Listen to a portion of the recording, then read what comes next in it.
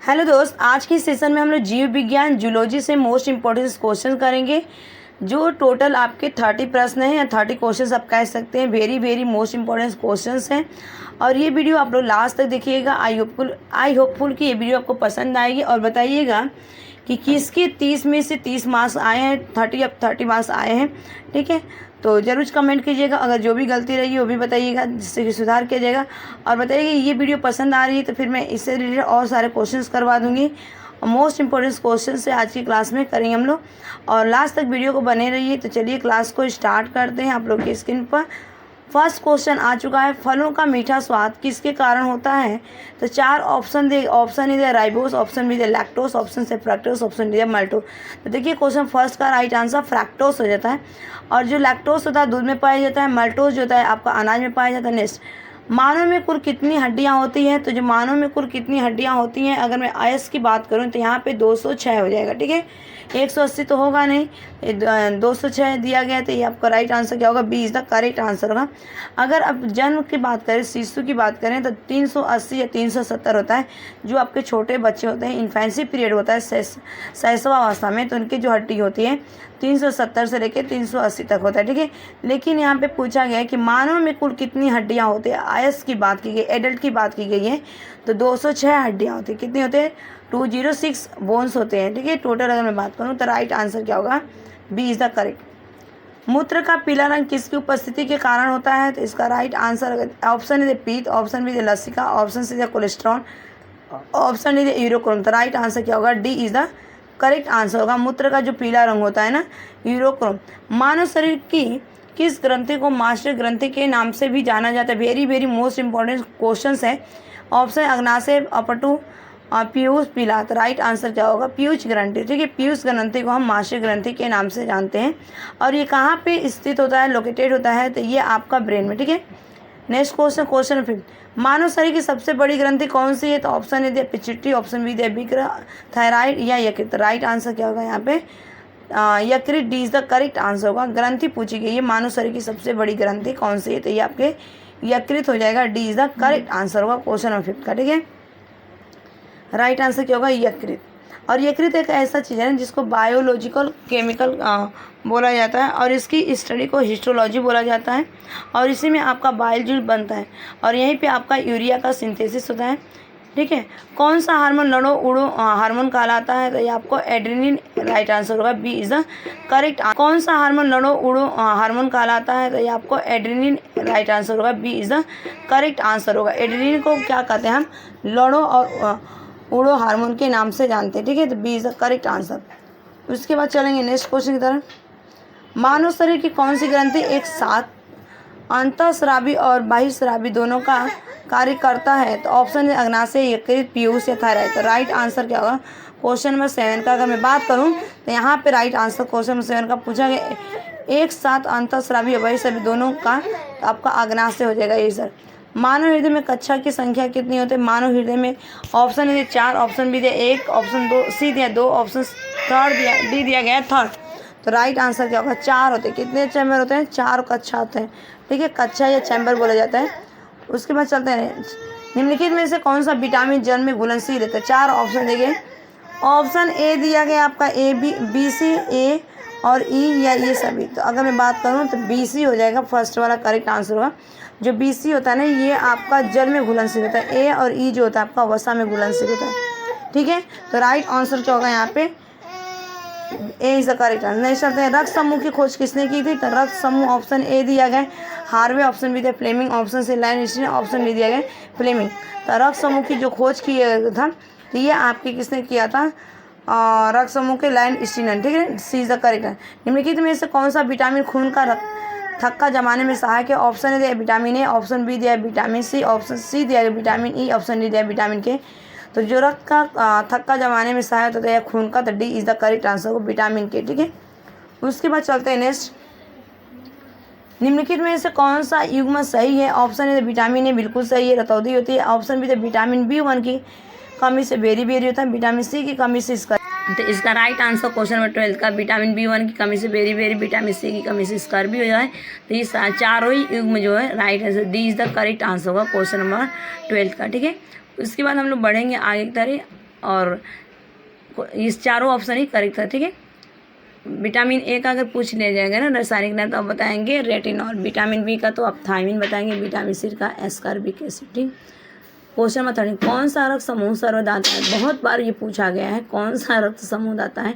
अगर ऐसे सारे क्वेश्चन नहीं बता पाएंगे तो फिर मुझे नहीं लगता है कि इससे इजी क्वेश्चन पूछा जाता है। देखिए 4 ऑप्शन दे, option C is the correct answer होगा।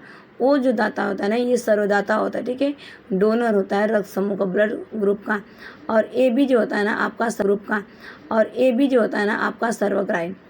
तो नेक्स्ट क्वेश्चन, क्वेश्चन नंबर 14, निम्नलिखित में से कौन सा एक स्त्रीलिंग हार्मोन से? Option oestrogen, androgen, auxin, insulin. तो क्वेश्चन 14 का राइट आंसर होगा यहाँ पे स्त्रीलिंग हार्मोन से। तो राइट आंसर हो जाएगा यहाँ पे अगर मैं बात करूँ एस्ट्रोजन, ठीक है। क्वेश्चन 14 का ए इज द करेक्टनेस। मानव शरीर की सबसे लंबी हड्डी, ये बहुत बार ये भी क्वेश्चन रिपीट हो गया, very very most important question है।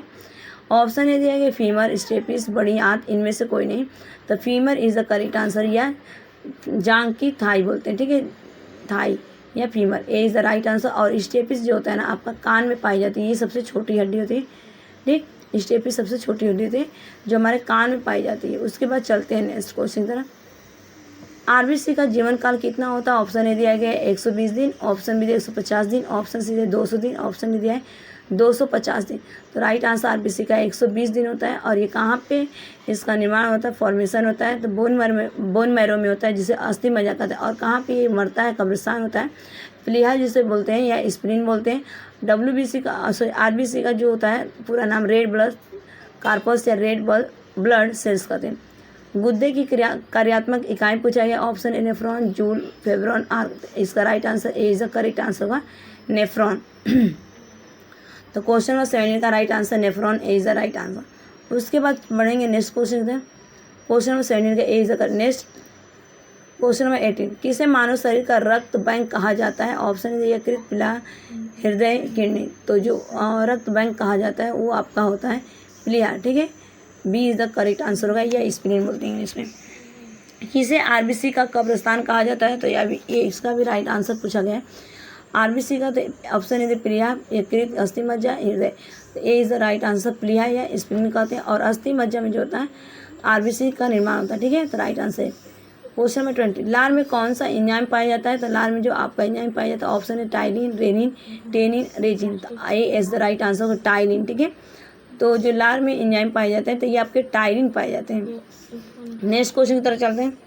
क्वेश्चन नंबर 21, मनुष्य में गुणसूत्रों की संख्या कितनी होती है? ऑप्शन ए दिया 40, ऑप्शन बी दिया 42, ऑप्शन सी 46, ऑप्शन डी दिया 50।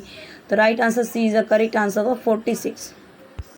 तो क्वेश्चन नंबर 21 का राइट आंसर यहाँ पे 46 हो जाएगा, ठीक है। C is the correct answer. Iodine की कमी से कौन सा रोग होता है? ऑप्शन ए दे घेगा, ऑप्शन बी दे हैजा, ऑप्शन सी दे दाद, ऑप्शन डी दे पीलिया। तो आयोडीन की कमी से आपका घेगा रोग होता है, ए इज द करेक्ट आंसर होगा, जिसे ग्वाइटर बोलते हैं, ठीक है। जब हमारे शरीर में आयोडीन की कमी हो जाती है तो घेगा, A is the correct answer question number 22 का। उसके बाद चलते हैं पीलिया। तो आयोडीन की कमी से आपका घेगा रोग होता है, ए इज द करेक्ट आंसर होगा, जिसे ग्वाइटर बोलते हैं, ठीक है। जब हमारे शरीर में आयोडीन की कमी हो जाती है तो घेगा, A is the correct answer question number 22 का। उसके बाद चलते हैं नेक्स्ट, गला खराब हो गया यार। क्वेश्चन नंबर 23, एक स्वस्थ मनुष्य का रक्तदाब पूछा गया आपका 40 से लेके 80 होता है, बिल्कुल नहीं। 80 से लेके 120 होता है, बिल्कुल सही है, ठीक है। तो B is the correct answer होगा इस क्वेश्चन का। जो 80 से लेके 120 mmHg होता है, ठीक है। तो राइट आंसर बी। उसके बाद चलेंगे नेक्स्ट क्वेश्चन की तरफ। विटामिन सी का रासायनिक नाम क्या है? Option A citric acid, option D ascorbic acid, option B दिया सी दिया ऑक्जेलिक एसिड, ऑप्शन डी दिया नाइट्रिक एसिड। तो क्वेश्चन में 24 का राइट आंसर जो हो जाएगा आपका यहाँ पे ascorbic acid, B is the correct answer होगा। उसके बाद चलते हैं नेक्स्ट, पीलिया किसके संक्रमण के कारण होता है? तो ऑप्शन ए दिया गया आपका मस्तिष्क, ऑप्शन बी दिया गया यकृत, ऑप्शन सी दिया गया है आपका गुद्दा, ऑप्शन डी दिया पीलिया। तो ये आपका होता है यहाँ पे क्वेश्चन में 25 का जो राइट आंसर हो जाएगा यहाँ पे यकृत, B is the correct answer, ठीक है। लीवर में होता है।